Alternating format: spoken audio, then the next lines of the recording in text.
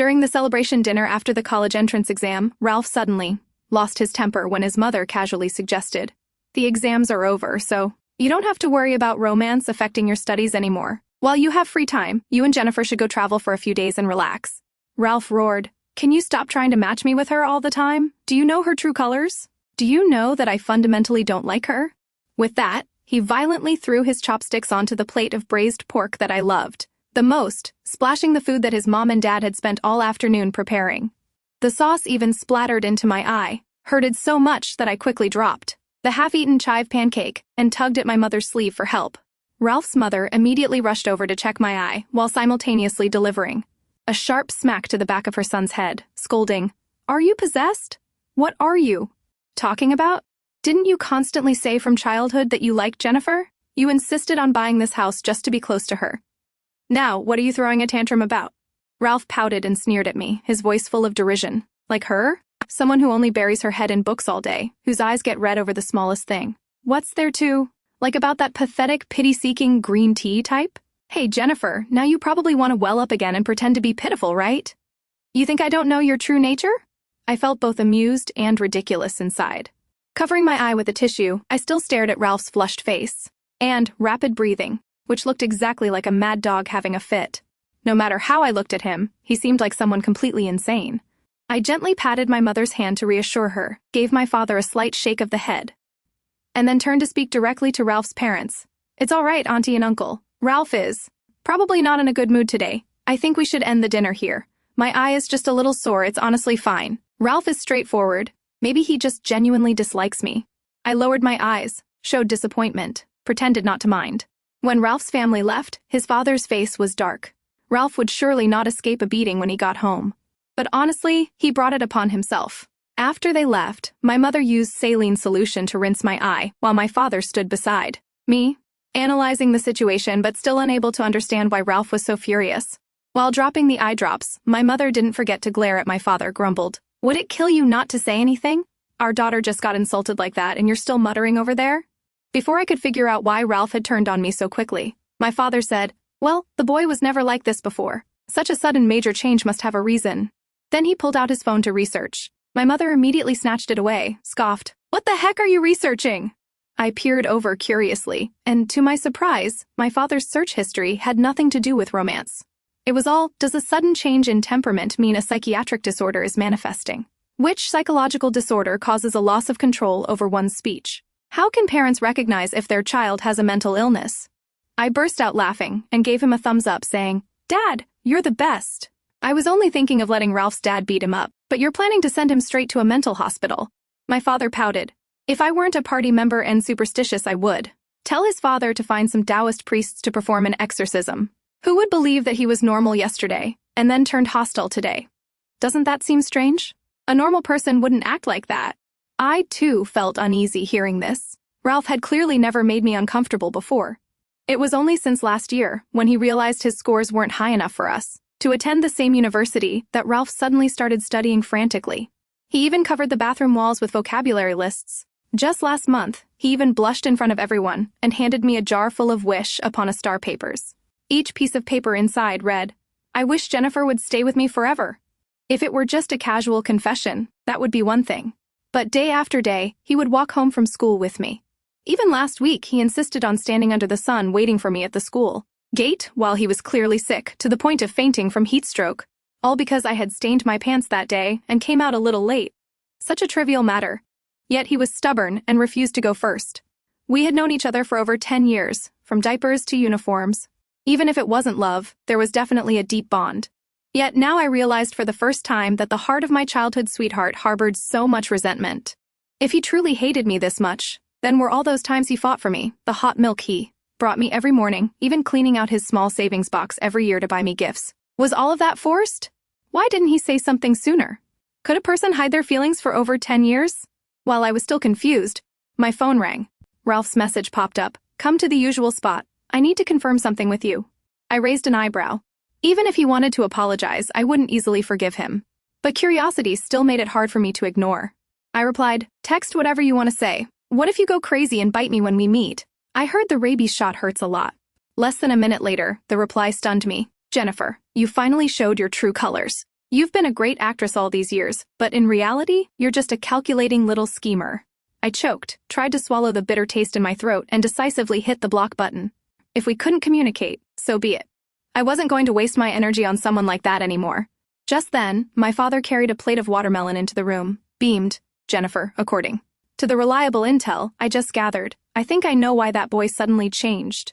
Right behind him, my mother was even more excited than I was. I urged, frowned, Dad, stop being so vague, just tell us. Is your mouth that valuable now? My father just smiled mysteriously. He's going through a delayed puberty. He's just entering his rebellious phase now.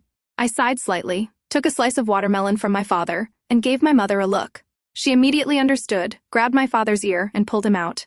Amidst my father's cries of pain and pleas for mercy, I quietly closed the door, leaving myself alone within the silent four walls. Tears dripped onto the watermelon slice, turned it sweet and salty. This damn watermelon, why did every bite have my bitter taste?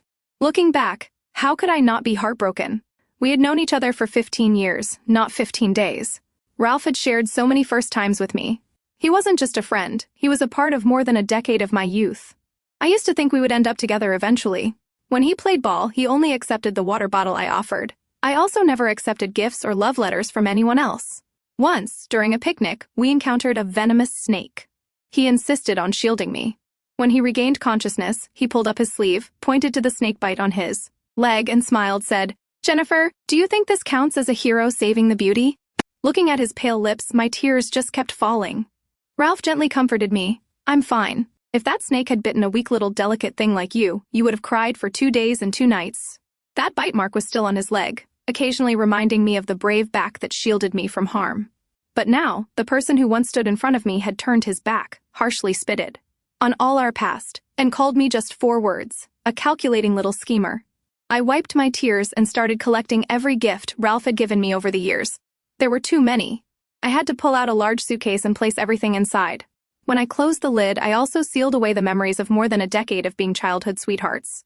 It turns out that perseverance can be both strong and fragile. The person who risked his life to save me eventually used toxic words to hurt me.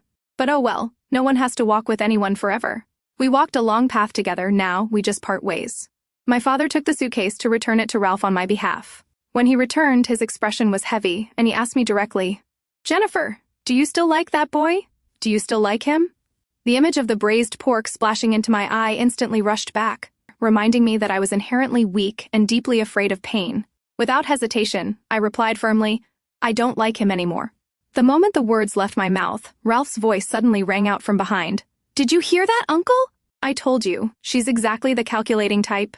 I spun around, met his gaze directly, and said coldly, Ralph, this is the second time. He wasn't alone. Beside him was a girl in a white dress, whose arm was tightly hooked around him, clinging to him as if they were fused together. Ralph slightly frowned and spoke. The second time of what? I took a deep breath, my voice stern. I respected you for saving me. I tolerated the first time you cursed, and I let the second time slide. But Ralph, there won't be a third time. His expression was cold, but before he could speak, the girl in the white dress beside him chuckled disdainfully. That's quite an act. Is this the retreat 1 step, advance 3 steps maneuver? Her words were like a needle, waking Ralph up. He looked enlightened, turning to me, his voice sour. Jennifer, you really do get more ruthless as you grow older. We had known each other for so many years, yet only now did I realize that Ralph basically never had a mind of his own. I took a deep breath and waved my hand at my father. Whatever these 2 mentally ill people are here for, send them away. From now on, our house doesn't welcome sick people. My father was always quick to carry out orders. Without another word, he grabbed Ralph by the collar and dragged him out like a chick. The girl dangling beside him stumbled awkwardly, her face exaggeratedly. Worried, constantly cried out, Oh dear, why are you being so rough? Be careful, don't hurt Ralph. I stood by the window and watched her lean down to gently blow on Ralph's face, feigned tenderness like a female lead in an idol drama. My father also stood watching beside me, handing me an apple and saying indifferently, These 2 maniacs probably think they're starring in an idol drama. I took a large bite of the apple, not cared much. I just couldn't understand why Ralph acted like his face was in pain when he was being tugged by his shirt collar. If he liked that kind of person, then I clearly wasn't the type he needed. It must have been truly difficult for him all those years, pretending to be a loyal, deeply affectionate friend in front of me. From that day on, friends and classmates started sending me candid photos of Ralph. Thanks to that, I learned the girl's name was Adela. She went to our high school and was famous as a campus goddess. While we were burying ourselves in studies, looking messy, Adela managed to enter the online influencer world, became a minor hot girl just by posting a simple photo in her uniform. Their relationship was loud and attention-seeking, from showing off in real life to flaunting it online. Ralph took Adela to all the places. He and I had been together, met every mutual friend. When confronted with questions about me, he would only reply coldly, "Jennifer and I are just neighbors. We're not close." I could almost feel the eyes behind the screen of everyone who relayed the story, some sympathetic, some indignant, some gloating, and some mocking. There were no such things as accidental sightings. It was just him using others to pierce my heart. Ralph was using his actions to prove that in his heart, I was never special. The promises of going to Universal after the college entrance exam, he took Adela instead. The song composed just for me, he played it for her now. Even the portrait I once drew of myself was hung in Adela's bathroom. Bit by bit, he personally erased himself from my memories. Later, I stopped paying attention, to the extent that when his subordinates called, I answered the phone and said coldly before they could speak, "Don't mention his business anymore. He and I were never close to begin with, and now I've moved. We're not even neighbors anymore." The sound of crashing objects echoed on the other end, followed by a frantic scream. Then Ralph's voice, hoarse and shaky, mixed with desperation, asked, "When did you move? Where did you move to? Jennifer, what gives you the right to just leave like that?" I rolled my eyes, sighed in frustration. "Stop being so dramatic, will you? My business has nothing to do with you. If you have free time, go to a mental hospital and get your brain checked." Ralph screamed, "Jennifer, are you trying to trick me? You want me to regret it, don't you?" "Let me tell you, I absolutely won't regret it. Adela treats me very well. She loves me, and she listens to everything I say." Ralph's voice over the phone was hoarse, both excited and stubborn. I genuinely had no patience to listen to his nonsense anymore. I hung up decisively and blocked his number. Whether he regretted it or not, what did it matter to me? I tossed the phone aside, rolled onto the sofa in my new house, burping and rubbing my belly. My mother looked at me and shook her head. "What kind of eating is this? Half a roasted chicken, 2 red sausages, and now you're lying around here." After complaining, she even used 2 fingers to lightly prod my hair, pretended to be surprised. "Oh my God, Jennifer, if you don't wash your hair, it'll be greasy enough to cook a meal." After criticizing me, my mother conveniently grabbed a piece of paper and vigorously wiped her hands. Her expression was one of disgust, but with a hint of fondness. The so-called mother's love had been completely worn away after 16 days of me staying indoors without setting foot outside. My mother said, "Go take a proper shower. Come for a walk with me tonight. If you lie around any longer, your muscles will atrophy." Before I could argue, my father happily brought in several unfamiliar guests. He smiled radiantly, showed me off like a treasure my daughter got into, a university of technology, the same school as your son and daughter. "Look, this is my daughter. Isn't she beautiful?" Several eyes looked in my direction, accompanied by compliments. "She truly is beautiful. Your daughter looks so gentle, making people fond of her at first sight."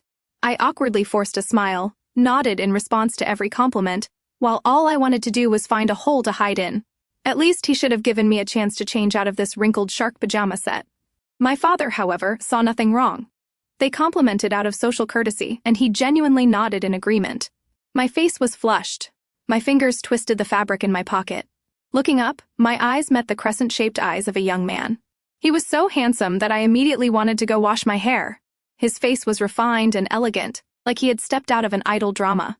How ironic, no one notices me when I'm dressed up, and I meet a handsome man when I'm looking like a mess. I signaled to my father, subtly indicated I needed to change, but my father must have misunderstood the signal. He winked mischievously. "Jennifer, this is Duncan. He also goes to a university of technology. You take him out to the yard. Kids talk easier among themselves." I was speechless. Even the grass in the new house's yard hadn't fully grown yet. This forced matchmaking scene made me want to shut my eyes and run.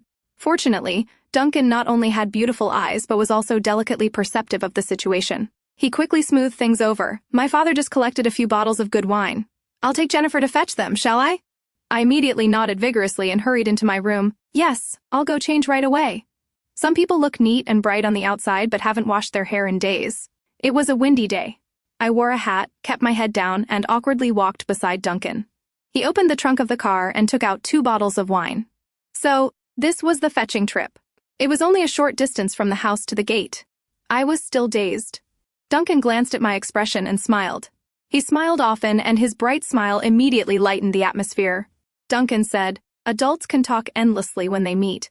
How about we take a short walk before going back? I imagine you're a bit uncomfortable with all the attention."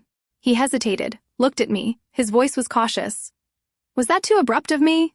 Duncan was quite a bit taller than me. His calm demeanor made me feel strangely reassured. When talking to me, Duncan leaned down slightly, tilted his head. In that moment, I truly understood what it meant when they said, "A person's appearance can be a lethal weapon." I was completely overwhelmed, hastily shook my head. No, not abrupt at all. Just then, a strong gust of wind suddenly blew the hat off my head. It spun across the street and landed on the other side where traffic was busy. The wind didn't just take my hat, it also took my image and the little dignity I had left. Duncan cleared his throat and smiled. I think my hair is getting a bit long and I want to get a haircut. Are you free to come with me? Help me give the stylist some suggestions? I nodded. Felt only that this person was both thoughtful and unusually perceptive. That evening at dinner, Duncan's mother held my hand, sighing as she ate. Don't be fooled by his refined, gentle appearance. Since he was little, people have disliked him. His mouth is toxic. Every word hits a nerve. If you two talk later, and he says anything unpleasant, just tell me. I'll give him a good beating when we get home. I gently stroked my newly cut hair, looked at Duncan's innocent face, thinking this was just a humble way for parents to talk. But later, I learned that his mom wasn't exaggerating at all. Duncan's words were so toxic that his saliva could practically smoke the ground, but he never used that acrimony on me. My mother took the opportunity to complain, said that I stayed indoors all day and had no one my age to hang out with since we moved. Duncan just nodded faintly. I didn't realize he was a man of action. Starting the next day, whenever he was free, he would come over and invite me out. Afraid that it would be awkward for us to go alone, he sometimes brought a few friends. The group would fiercely drag me everywhere. One would take care of standing in line for food, another would lead the way, and another would insist on paying. They coordinated smoothly, like a well-organized team. Just like that, we tasted all the northeastern specialties, sweet and sour, pork, iron pots, stewed pig's trotters, and we ate until we were stuffed.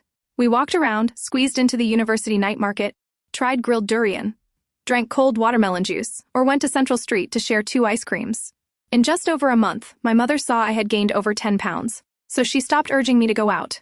If Ralph hadn't also been admitted to a University of Technology, I truly would have been a happy, carefree girl. On the day of enrollment, my parents were busy cleaning my dorm room, and I was chased out to buy water because I was in the way. As soon as I stepped out of the dorm, I saw Ralph and Adela approaching, tightly linked arm in arm. Seeing me, he immediately sped up. Then, as if suddenly realizing my gaze was fixed on the arm wrapped around Adela, he forcefully pulled her arm away and blocked my path. His eyes were red-rimmed as he questioned, "Jennifer, why did you leave without saying anything, and even block my number? If you didn't like me, why did you apply to the same university as me?" The area under the freshman dorms was already crowded. His appearance, looking like he was accusing an ungrateful female, supporting character, was enough to attract countless onlookers. Adela made the scene even more dramatic, pointed at me. Her voice was shrill. "You green tea! How long are you going to pretend to be calculating? He's already with me. Why are you still trying to cling to him? Let me tell you, I know all your manipulative tricks. Don't even think about lying to him again." Looking at the growing crowd, I could only shake my head and sigh softly. I looked straight into Ralph's eyes. "Why don't you two try to get your stories straight?" I blocked his number and blocked everyone connected to him. Yet he claims I'm not over him. Does that make any sense? Ralph's face flushed. He was about to speak, but my next sentence stopped him dead in his tracks. "Ralph, the way you are right now makes me feel like knowing you was utterly embarrassing." After speaking, I glanced at Adela and turned to leave. But before I could take a few steps, my wrist was tightly grabbed. Ralph loudly demanded, "Jennifer, explain yourself. What do you mean knowing me was embarrassing? You're clearly the one at fault. You were ambiguous, you trampled on my feelings." His grip was very strong. I struggled, but couldn't break free. My mind started calculating whether I should kick him in the groin or poke him in the eye.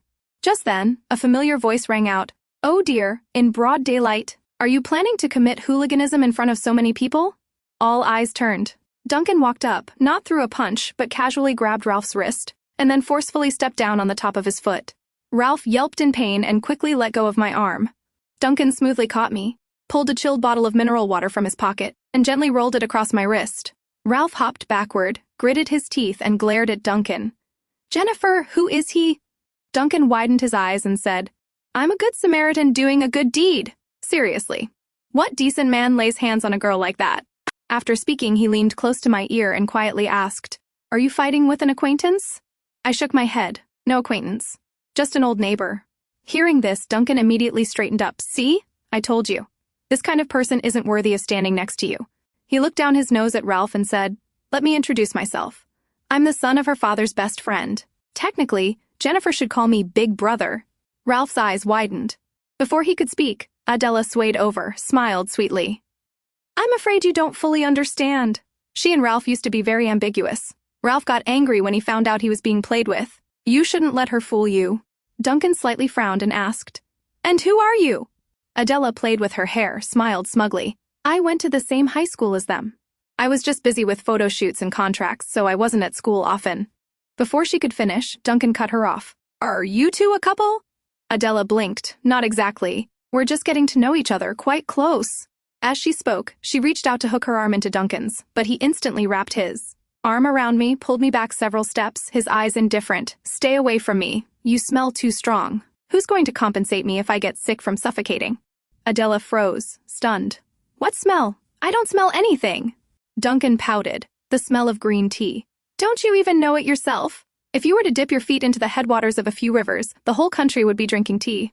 With that, he decisively grabbed my hand and walked away, mumbled as we went, "This school should screen for mental health along with scores. If these two were sent to a mental hospital, people would probably say their condition is too severe. What if they go crazy one day and start hurting people or breaking things?" I was dragged by Duncan all the way back to the dorm. My mother saw me empty-handed and frowned. "I told you to buy water. Where is it?" Duncan held up a bag and replied, "Here it is." My mother took it, glanced at my hand, and then smiled nonchalantly. The girl went out for a walk and came back with an extra person. He just grinned, released my hand, and linked arms with my father to go somewhere. I still don't know what the two men talked about until my parents left the school, but I do know that from that day on, my father looked at Duncan with an irritated fondness. Later, everyone in my dorm room called Duncan by the nickname Security Captain. He accompanied me to meals, picked me up for classes. Even when we went out, his friends would follow, claimed the more the merrier. More than 2 months passed. Once, while talking to my mother on the phone, I blurted out, "He's so free, he doesn't seem like a serious university student at all." The moment the phone call ended, my roommate Joyce patted my shoulder while gnawing on a strawberry. "He's not free. He's afraid you'll run into that neighbor guy again. Are you seriously not realizing it? He's pursuing you." Then she tapped me on the forehead. "You need to wake up a bit. He has studies too, he's not just idle. Isn't it a lot of effort to pick you up every day when you don't even live in the same building? Look, he even washes the fruit before bringing it over, and he delivers it right to the dorm. If he doesn't like you, I'll chop off my head and give it to you." I hugged my phone, looked at the newly arrived message. I found a barbecue place that has the exact marbled beef you mentioned last time. "Shall we try it this weekend?" My heart skipped a beat. I rolled onto my bed and buried my face in the pillow, recalled the time since we met. Joyce was right. If he didn't have feelings, how could he remember every casual comment I made? I had only mentioned it in passing during a meal. I wasn't made of wood or devoid of feelings, but Ralph had hurt me, made me afraid to easily think any further. What if I was just being self-delusional again? Ralph was good to me once, and what happened in the end? But Duncan? He surely wouldn't be like him, would he? On the day of the barbecue date, I didn't go. My text reply was cold and distant. Something came up at home. "It's not convenient to go out." I ignored his incoming call, used the excuse of being busy to reject it. I didn't accept the fruits and snacks he brought either, and I even used a mobile payment app to transfer money to him, settling all my debts. Joyce saw my firm attitude and decisively took all the gifts back to him. When she returned, she scratched her head in surprise, saw my eyes were red. "What's wrong with you two? Why the sudden change? Did he make you angry?" I shook my head and remained silent. He hadn't done anything wrong, but I couldn't bring myself to say that I was being multi-amorous again. The truth was, that Sunday, I had carefully put on a new dress and applied perfect makeup, ready to confirm his feelings. But when I stood outside the private room of the restaurant, I overheard his friend laughing and asking, "Brother Duncan, is that little sister you hang around with every day your girlfriend? Do you like her?" Hearing that, the corners of my lips unconsciously curved up, hope suddenly surging in my heart. Unexpectedly, after a long silence, Duncan's answer was an indifferent tone. "Just eat. Don't talk nonsense. There's no such thing." It was like a bucket of cold water poured straight onto my heart. I stood there stunned, then frantically turned and fled the barbecue restaurant. My heart was aching as I thought, "Jennifer, you truly are stupid to the core. How could you fall into the same pit a second time?" I angrily cut off contact with Duncan for an entire week, until one of his friends ran to me anxiously and said, "Duncan got into a fight. Do you want to come and see? It's with that neighbor guy." I hesitated for a moment, but finally went. He might not like me, but he had treated me very well. Moreover, if it really was a conflict with Ralph, it was probably related to me. What if Ralph had seriously injured him? On the way, my mind was a mess. But when I arrived, the person lying flat on the ground was Ralph. Duncan was standing there, his presence formidable, one hand holding a towel wrapped around a chilled bottle of mineral water pressed to his forehead, constantly mocking. I truly don't understand where you get the courage to talk so much in front of me. You must have borrowed all the guts from your 18 generations of ancestors. Look at you, worn out like a rag. Remember to cover yourself well at night, or you might unintentionally combine with a mouse and breed a new species. That would be troublesome. Ralph saw me and tried to prop himself up, called out, "Jennifer, so you still care about me?" I didn't even look at him. I walked past him straight to Duncan, assessed him worriedly. "Where are you hurt? Is it serious?" Behind me, Ralph yelled, "Jennifer, are you starting to like him now? Do you like playing with men that much?" Before he could finish, Duncan shoved the cold towel directly into his mouth and said, "If your mouth isn't cleaned up, I'll use toilet water to rinse it for you. People like you belong in the sewer."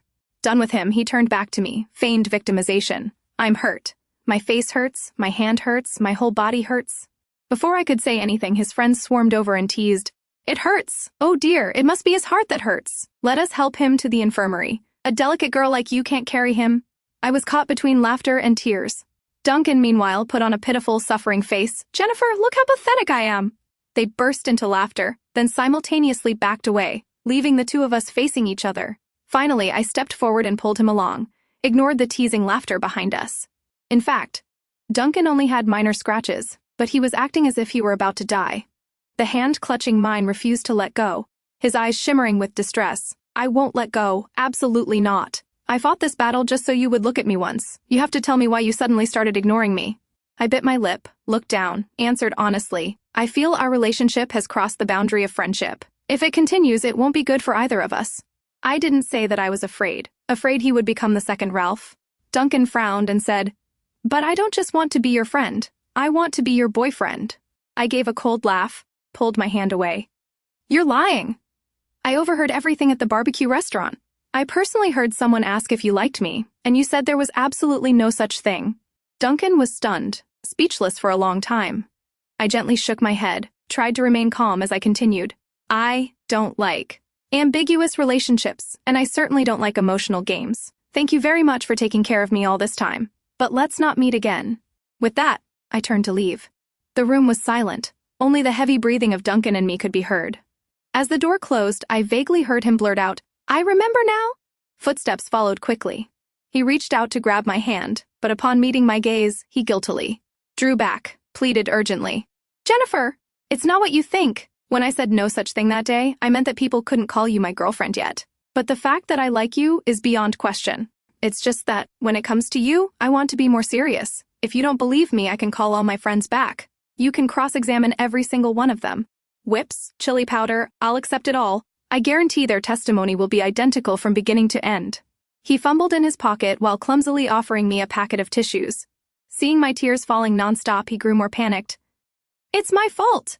I should have told you sooner that I like you. It's all my fault. Please stop crying. You can hit me a few times if it helps. If one hit isn't enough, hit me a few more." I took the tissues, pushed his hand away, and said, "I won't hit you." Duncan leaned closer, felt wronged. "If you won't hit me, then will you let me keep taking you to class? Look at that Ralph kid. He's showing his teeth. Already after only a few days without me by your side. Since his clingy tail isn't with him today, he was probably planning to come find you again." I glared at him and said, "Up to you." From then on, the first thing Duncan did every morning was confess his feelings. Not just via text, but in person, constantly creating romantic gestures. This included drones flying the words, "I like you," flash mobs dancing, and spreading candles on the dorm lawn.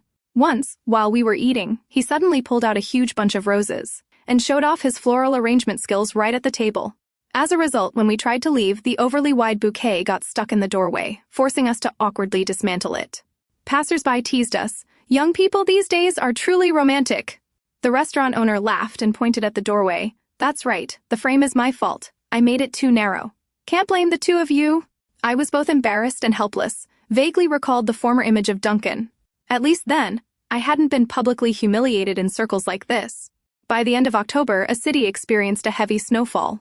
Duncan spent an entire day in my yard, built a giant snowman holding a bright red heart, taller than me by a head. He hid my birthday present inside the snowman. It wasn't until I held out my hand and demanded it that he suddenly realized his foolishness. Destroying it would waste a day's work. Not destroying it meant the gift would be stuck until the snow melted. The two of us were sitting in front of the snowman, laughing foolishly, when suddenly the troublemaker appeared. Ralph stood at the yard gate. Just as he was about to push the door open, Duncan quickly blocked him and kicked him back outside. Duncan quickly locked the gate and pulled me back inside. Outside, Ralph yelled until his voice was hoarse. "Jennifer, let's make up! I'm not mad at you anymore, don't be with him!"